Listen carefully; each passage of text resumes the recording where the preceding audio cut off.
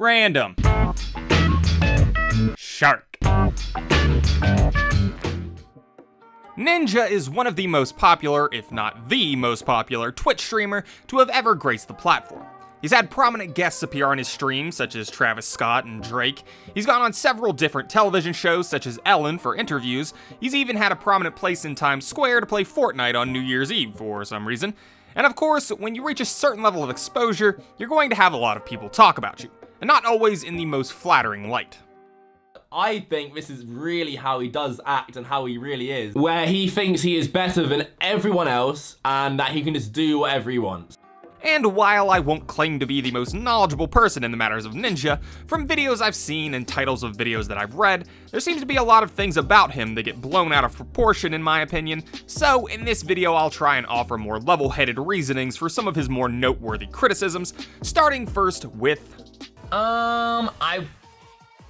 You know, is he gonna buy, you know, my next line of Ninja merch? You know? Or my Ninja headband? Probably not. I feel like Drake saw that I was up and coming in the gaming scene and he thought it would be a perfect way to just tap into another source of viewers by playing with me. So one of the first big things that I personally ever heard about Ninja was that he was claiming that Drake used him for views, which is obviously, on the face of it, a pretty ridiculous statement. Drake is one of the best known artists in the current music scene. Almost every new single that he drops is going to hit the billboards, and he has yet to release a studio album that hasn't gone platinum. So for Ninja to seriously suggest that Drake is using him for views would be just idiotic on his part. Instead, how I personally took these comments was more from a position of naivety on how these celebrity exchanges would work. I think you'd have a hard time arguing that this was not a promotional stunt for Drake.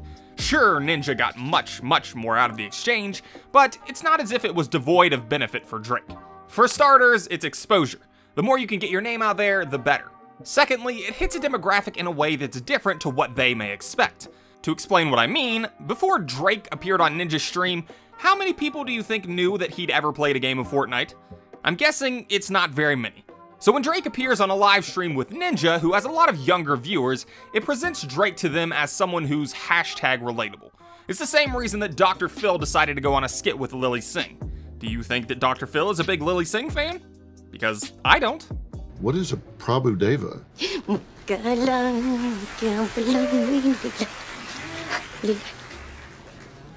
Oh, I see. It's cross-promotion. But if you want to argue with me that, nope, Drake just wanted a game, then you're going to have to explain to me why he chose the biggest streamer on Twitch to do it with, and inform me of how Drake has no one else with which he'd rather play. And I'm not saying that it was a bad thing for Drake to do or anything like that. On the contrary, it was a great move for Drake. It was mutually beneficial to both parties. Not equally beneficial, but mutually. And as for why Ninja seemed upset about the exchange, personally, I think it's in the way he expected it to go. To my knowledge, this was Ninja's first big celebrity interaction, and I'm guessing that it went something like this. Ninja gets contacted by a representative of Drake's who says that Drake wants to play with him and is available in these time slots. Ninja, of course, accepts, and the two play in those time slots. The stream ends, and Ninja doesn't hear from Drake again. Yeah, we'll game again, man. Just let me know when you're free. I know you got a shitload of stuff to do. All you guys. Yeah, for sure. I got you. Alright, later, boys. Alright. Which is why Ninja says that Drake wouldn't buy his merch, because Drake's probably not really a quote-unquote fan of his. He was there for the cross-promotion. Now, that is completely speculative, and you can take it or leave it, but I find it difficult to believe that Ninja would be so insanely egotistical as to claim that Drake was using him for views, especially 10 months ago, when he wasn't nearly as big of a name as he is today. And speaking about how big of a name Ninja is today, let's move on to the second piece of criticism that Ninja has gotten in the past. Seems so toxic. Just trying to game and have fun, dude, man. This just ruins it. Ninja has notoriously been known to refer to other players, other pros, what have you, as toxic. This criticism often made with the accompanying point that he himself was quite quote-unquote toxic back when he was an unknown streamer in the past. Good job. We got it! I got 21! We got it! Let's fucking go! I fucking sniped him! One hit with a rage pump! Let's fucking go! Oh shit! Oh my. Now, let me say that I'm kind of iffy on the definition that people are giving to the word toxic. It seems to be a way to complain about people who are being mean to you or to criticize others who curse a lot, such as in the case with Myth and Ninja. To me personally, I think in most instances that I've seen it used, it just makes me think the person using it is whiny. But either way, Ninja doesn't become Ninja without cutting out those toxic elements of his community. It's no different from YouTubers these days cleaning up their acts so that they can appeal to more general audiences and ensure that they have monetizable content. Gucci Gang starts blasting from the helicopter speakers. Whole f***ing area around me gets napalm. Why am I laughing? It's awful. It's terrible.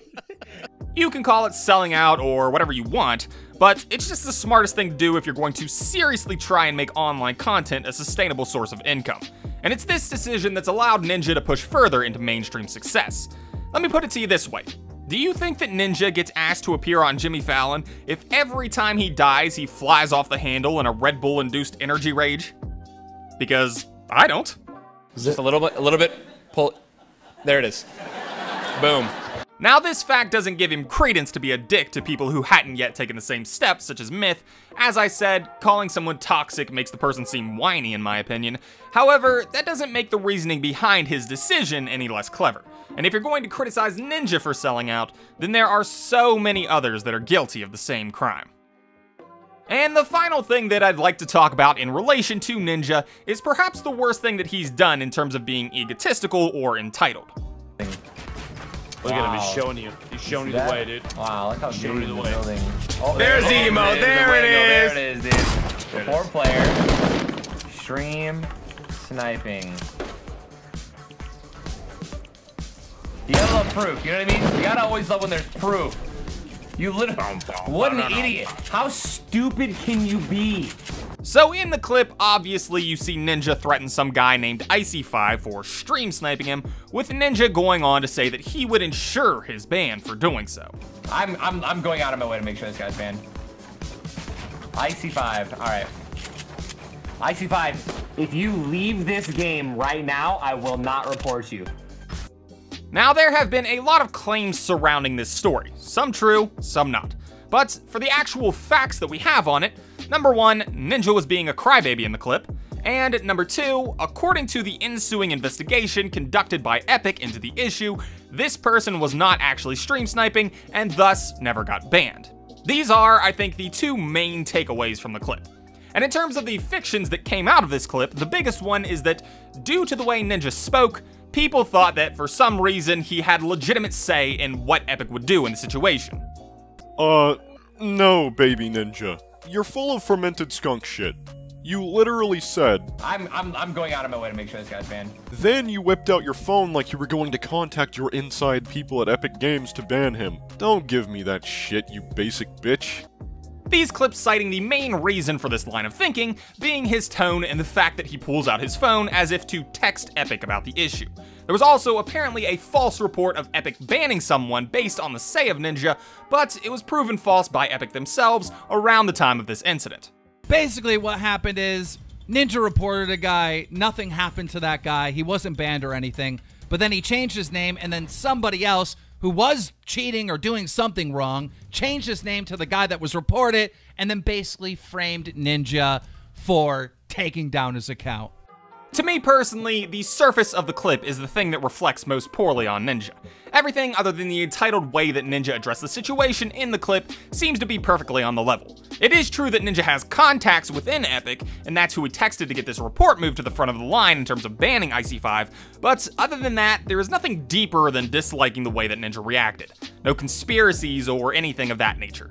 To break down the clip completely, however, Ninja gets killed by Icy5. He believes Icy5 to be a stream sniper and waits for the quote-unquote confirmation of an emote, which is something that stream snipers will often do after they kill you. Alternatively, however, it's also something that normal players will do to taunt randoms after they kill them. However, given the situation, Ninja assumes this to be a case of stream sniping. So he reports Icy5 and says that he will confirm his ban. He says this because he is positive that Icy5 is in fact a stream sniper, and Ninja has a contact at Epic to get the case moved to the front of the line. So he then pulls out his phone and texts his contact, who gets the case moved and inevitably decides that Icy5 was not stream sniping. And as for his attitude, the only thing that could really be garnered from it in terms of defense for these actions would be empathy.